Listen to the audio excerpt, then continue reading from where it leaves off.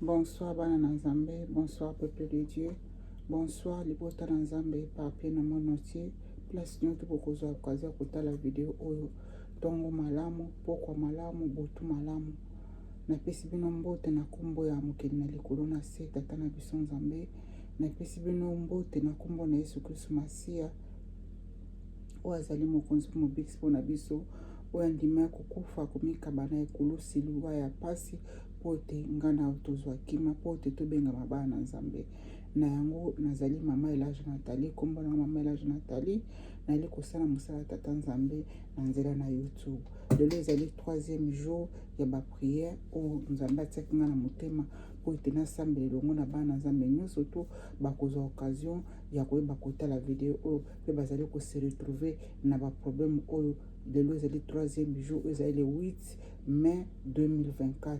Na azali kosala ba video oyo boyali komona yango ezali butu makasi, ezali très tard parce que nakendaka mosala le nazongaka ezalaka mpenza butu makasi, yango mpe nakoki kolala te sanke nasala ba message oyo tata Nzambe atiaki nga na motema po ete nakopartage na bino. Yango peut-être boyoka voix na ngai eza na se mpenza makasi parce que bato déjà basi balali na ndako, toza déjà ba 23h à 23h30 nde nazosala video oyo. Tikete boye malamu na osika Nzambe abule, Nzambe na bikamwa mokili na likolo na se, papa na yo, papa na ngai oyo akela biso na image na ye, abatela bino, abomba bino. J'espère que boza malamu na mabota na bino. Kote na ngai Nzambe azosala ngolu naza malamu. Tikete nabondela tata Nzambe po ete nayeba kokota na message ya lelo tobondela nga na bino ensemble. Naza kosala ba video au chaque jour ti ba message nyonso to Nzambe atiaki nga na motema po ete na prier na bino ekosila. Yango nazali kosala ba video na chaque jour ti mokolo ekosila tokoyeba kopesa Nzambe merci na nyonso to totia foi, botia foi na bino epai ya Nzambe. Nzambe nde moto abikisaka, akangolaka, alimbisaka masumu. Moto moko te na se na moi alimbisaka moto masumu. Ebobele se ye mokili na likolo na se tata na biso akela biso, ye nde alimbisaka mabe na biso, ye nde asukolaka biso, ye nde apardonaka biso. Soki toke na liboso na ye na se na makolo na sincérité, tosengi repentance, toyebisi ye oyo nyonso tu ebatama na motema na biso. Nzambe wana na bolingo na ye, Nzambe wana na bolingo na ye akoprotege yo, akoprotege nga mpe akolimbisa biso nyonso tu na kati na bolingo na ye. Tika ete nabondela po tokota na message ya lelo oyo ezali lelo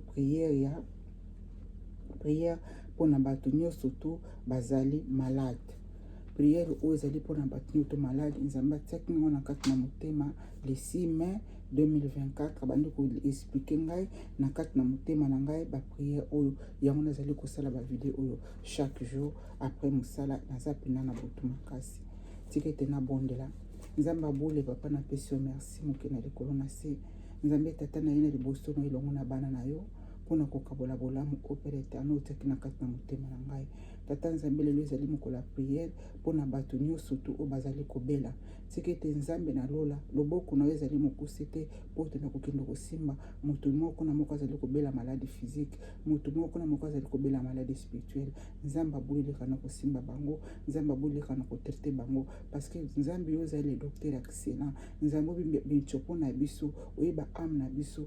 Nzambe nasengi ngolono likolo na bana po toleka na kobikisa bango na ba problème ya santé bali kobela, na ba maladi incurable bali kobela. Nzambe tika ete lelo ekosambela ngai elongo na moto nyonso tu azali na problème oyo azali na ka oyo. Nzambe na Israel mimonisama tata na biso na lola mokili na mikolo na se, mimonisama na santé ya bana na po te oleka na okangola bango, obikisa bango na ba problème oyo baza nango. Lelo prière na biso lelo bana Nzambe ezali prière kobondela mpona ba maladi. Peut-être moto akotala video oyo mba liboso nazali kosala ba prière mpona Nzambe atiaki nga na kati na motema koyeba kobondela elongo na bino bana Nzambe oyo akozwa occasion kotala video oyo oza concerné selon ka oyo lelo le 8 mai 2024. Lelo ezali ka ya maladi tokobondela na nga na bino elongo po ete Nzambe abikisa. Nakanisa napesaka exemple mosusu te, napesaka kaka exemple na nga moko mpe napesaka ba témoignage na nga moko. Nzambe azali docteur likola ba docteur nyonso tu. Nzambe aza na ngolu ya kobikisa yo kaka ndenge ozoyoka voix na ngai. Foi na yo eleka likolo na nyonso to. Nzambe aza na ngolu ya kobikisa eza kaka te tozala place moko po te na bondela na simba moto na maboko te. Yo moko place ozali za na kondima na yo. Nzambe wana bikisaka ba maladi nyonso to. Yo oyo moto oza na ba rein ebeba, yo oyo moto oza na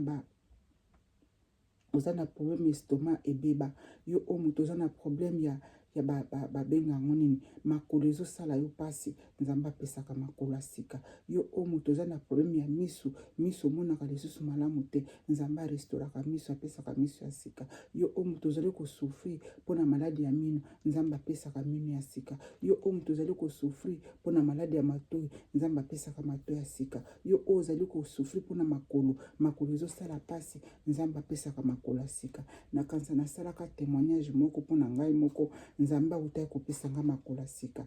Na banda ya kondima makambo oyo te, me lere ekweleli ngai moko, nzambe alobaka kotika ba problème makambo ekomela nga po te napesa témoignage epa na bino, po te arevele ngai ba secret oyo nga na yo toyebaki te. Merci Saint-Esprit. Nzambe apesaki nga makolo ya sika. Na ye koyebisa mwana nzambe moko na botina lelo, problème nini yo oza nango ya santé. Bino ba oyo bozali kobela maladi incurable, bino ba oyo bozali kobela maladi ya milimo, maladi mosusu bozokendaka na hôpital bomonaka solution te. Ezali maladi oyo babwakela bino na kati na molimo, maladi ya mikuwa, nzambe na Israel apesa bino mikuwa sika. Ba oyo bazali kobela maladi na misu, nzambe akelaki bino na image na ye, apesa bino misu ya sika. Ba oyo bazali kobela maladi ya mino, nzambe akelaki bino na image na ye, apesa bino mino ya sika. Ba oyo bali kobela matoi pasi, nzambe akelaki bino na image, apesa bino matoi ya sika. Parti nini ya nzoto zali kobela, ba oyo bazali kobela na ba mibali, bazali kobela na banzoto na mibali bakongo impuissant, nzambe wana apesa bino nzoto ya mibali ya sika. Bokoma malamu. Bana basi bazali kobela ba infection oyo ezali incurable na kati mabwakela bango na mulili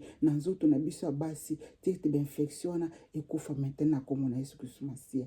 Moto nyonso tu oyo akolanda video oza na problème ya santé, le tozali kosambela zwa kaka maboko na soki eza na miso, simba na miso na yo, tata nzambe abikisa miso na yo. Le tozali kobondela oza na problème matoi, tia maboko na matoi na yo, nzambe agere yo. Oza na problème ya mino pasi, maboko na moko tia na mino na yo, nzambe agere yo. Oza na problème motema, nzambe simba maboko na motema na yo, nzambe agere yo. Oza na problème makolo pasi, parti nyonso to nzoto oza nango pasi. Oza na problème na kati na intestin, yebisa simba maboko na yo moko, maboko ya moto te ya yo moko, banda kobondela elongo na ngai. Zala na foi, kotisa foi. Nzambe alobi tozala na foi, tozala na kondima koleka nyonso to. Ngai oyo nazolobela bino, nzambe aguérir nga na maladi ebele oyo nameli ata mbuma moko akisi te. Nzamba abikisaki nga na maladi ya makolo. Nazaki na maladi ya makolo te, me nzamba amonaki na bonzambe na ye, apesaki nga aye kopesa nga makolo sika. Nzamba abikisaka nga sanke maladi, nayebaki maladi ezaki na nzoto. Nakoya komona kaka le nzamba akangoli ngai. Mbala moko na biki. Nakopesa bino témoignage oyo nazalaki na 2017 mokolo mosusu nalali kaka na butu, oyo ezali témoignage mpona kofortifie mwana nzambe moko. Nazali makambo te mpona koyoka soni awa. Soki nayoki soni, tata nzambe akopiniri ngai. Baparti nyonso to ya nzoto nzambe abikisaka yango. Nalalaki mokolo mosusu, nayebaki teki nga naza maladi. Nayebi teki naza maladi na nzoto, na kati na monoko na ngai. Nalali mokolo mosusu na kati na butu, namoni ba ange baye na kati na butu likolo na mbeto na ngai. Bafungoli nga monoko, balongoli nga cancer na kati na monoko oyo nga nayebaki te. Nzambe wana aza lokoma sanjoli. Problème nini oza nango? Mokolo mosusu nalali na kati na butu, namoni ba ange baye, ba ange bafungoli nga. Eza makambo ya soni te, ezali témoignage nali kopesa na bino po boyebaki nzambe wana abikisaka. Nzambe wana abikisaka maladi nyonso tu. Nzambe wana akangolaka biso na problème na biso nyonso ya santé. Nalali na butu sans que nga nayeba oyo ezali ba maladie spirituelle nazoyebisa bino oyo nzambe abikisa ngai. Bato mingi bazali kobela ba maladie spirituelle pe affecté nzoto na bino. Nalalaki mokolo mosusu na butu namoni ba ange baye bafungoli nga makolo na kati ya parti na biso ya bana basi babimisi nga lisusu cancer na kati ya nzoto. Basala nga opération na butu 2 fois na 2017 oyo ezali ba maladie moko ezali na molimo babwakelaki nga na kati na molimo. Me nzambe na bolingo na ye abikisaka biso ageriri ngai akangoli nga asali nga opération naye komona ngo ndenge ba ange baye 2 fois bazofungola nga makolo basali nga opération. Lelo nzambe asalaka biso opération nzambe etikalaka na cicatrice te. Mana na nzambe yo oza na problème nini? Problème nini ezali kotungisa santé na yo? Ba maladie mingi bana nzambe ozali kobela ezali ba maladie moko euti na monde de ténèbres euti epai ya bato. Nani azali koloba monde de ténèbres? Be moto moko na famille na bakendaki epai ya nganga babwakilo maladi. Be moto moko na kati bakamarade bakendaki epai ya banganga epai ya bamarabu babwakela o maladi. Maladi wana bazali kobwakela bino na kati na molimo ya affectaka nzoto physique. Nzoto physique nasalaka video mosusu ba effet nyonso tu bitumba nyonso teleka biso na monde na molimo eyaka ko affecter na nzoto physique eyaka kosala ba réaction nango ba acte nango na nzoto physique yango biso tobelaka. Mwana nzambe problème na ezali nini? Na butu na lelo ngano tozali kobondela na ngonga oyo tozali kokende liboso ya papa nzambe. Simba makolo no place azali koluka pasi, simba mutu no place ozali koluka pasi, simba zolo na o place ozali koluka pasi, simba matoi place ozali koluka parti nyonso to ya nzoto, parti nyonso to na diko ba parti ya nzoto ezala ba parti intime bo simba yango. Mutu aza na problème selon parti ya nzoto oyo ezali kotungisa yo simba yango po ete tobondela elongo nzambe na bolingo na ye oyo atiaki nga makambo na motema parce que ayebi boni bana na ye baza na bamaladi na kati na bandako. Ayebi boni bino bana na ye bozali kosouffrir. Na ye koyebisa bino nzambe abekisaka. Asengaka moto 1 te, asengaka moto 1 pound te o 1000 francs futanga mpona geri yo te. Nzambe abekisaka biso ya ofele. Zala na kondima na yo yo oza na kondima te nga nazali témoignage. Naza témoignage nzambe abekisaka bamaladi sanki kondima. Mwana nanga mobala azalaka kobela asthme, mwana nanga mobala banda kobela asthme na lele epai ya nzambe. Nzambe wana kangola mwana ngai asthme wana ekeya. Ba maladi eza ebele. Nzambe epargne santé ya bana na ngai. Nzambe epargne santé na nga moko. Asenga nga 1 te. Nafuta $100 te po nzambe abikisa ngai. Nafuta $10 te po nzambe abikisa ngai. Problème ya santé na ezali nini? Bana na bazali kobela maladi nini? Zala na kondima. Boya yango. Na parti ya lelo tozali koprienga na yo na mokona lelo nzambe abikisaka. Azali le docteur excellent. Nzambe wana be maladie physique. Nzambe abikisaka kaka ma maladie spirituelle te. Abikisaka pe ba maladie physique. Parce que maladie spirituelle na maladie physique nyonso te aka kofecte na nzoto physique. Nyonso te aka kodétruire nzoto oyo biso ya physique. Yango place ba dégâts nyonso te esalaka na nzoto lelo tozali kobela maladi. Sikoyo tozali kokenda kobondela na sengi na bino bana nzambe oyo nyonso to aza na problème lelo ezali priere mpona bata maladi. Moto nyonso to aza na maladi spirituelle be maladi physique zwa kaka maboko oyo yo moko simba na place wana tobondela elongo po ete nzambe avisite bino na bolingo na ye. Nzambe wana azali tata. Lelo nzambe apesa nga ba message ayebi nini ezali koleka na ba santé na biso, ayebi nini ezali koleka na ba vie na biso, ayebi nini ezali koleka na kati na ba vie ya bana na ye. Tika ete nzambe to ali kobela na ngonga oyo lelo tozali le 8 mai 2024.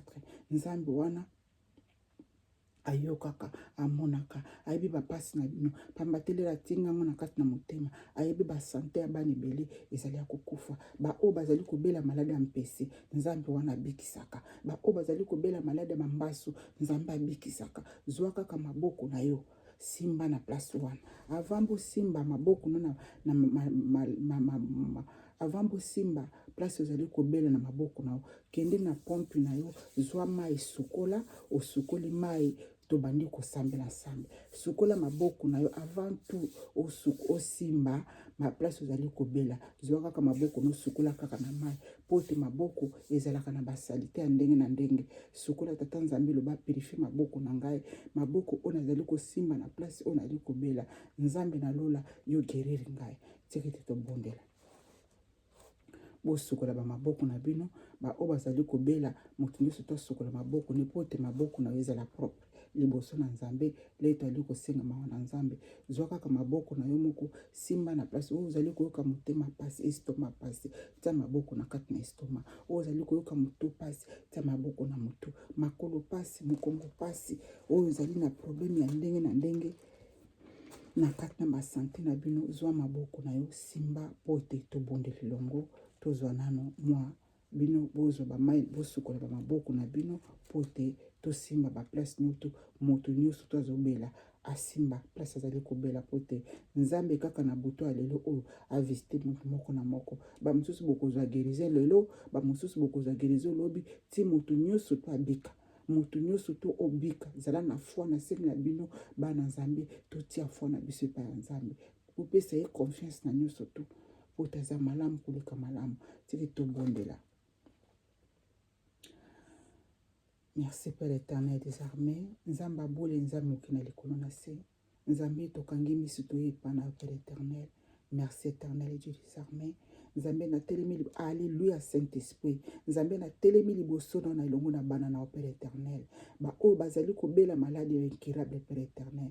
Baza o bazali kobela maladie physique. Ba o bazali kobela maladie babwakela ke bango na moyini satana. Nzambe place bazali kosimba maboko na bango. Nzambe ezala maboko na bango te Nzambe. Ezala lié de contact Père éternel. Olekana ko simba bana na yo. Olekana ko guérir o bazali koyoka mitu passe éternel Dieu. Olekana ko guérir ba o bazali koyoka ba partie intime na bango pasi. Olekana ko guérir ba mibali o bazali komona ba partie intime na bango zali ko sala te éternel. Nzambe olekana ko guérir ba o bazali koyoka bare na bango pasi. Nzambe olekana ko guérir ba o bazali koyoka bestoma pasi. Ba o bazali koyoka ba poumon pasi. Nzambe olekana ko pesa ba poumon ya sika. Ba o ali ko bela malade ya miso. Nzambe pesa ko ba miso ya sika. Ba o bazali ko bela malade ya minu. Pesa bango minu ya sika. Ba o bazali ko bela na ba cerveau éternel et Dieu. Pesa bango ba cerveau ya sika. Nzambe na lola. Ba o bazali ko bela ba colonne vertébrale na bango. Nzambe pesa bango ba colonne vertébrale ya sika. Ba o bazali koyoka maboko pasi bali ko kokosa salate. Nzambe pesa bango maboko ya sika. Ba o bazali koyoka makolo pasi. Nzambe ngo pesa na makolo ya sika. Nzambe ezali alléluia éternel et Dieu. Pesa bango makolo ya sika. Nzambe abule. Remplacer ba santé na bango. Remplacer ba partie nzoto na bango Père éternel. Place oyo ezali détruit ekufi Nzambe. Lekana ko pesa bango na ba santé ya bana na yo. Nzambe restaurer santé ya mona na moko na moko. Oya kotala vidéo éternel et Dieu. Place ezali koyoka moto pasi. Nzambe restauration.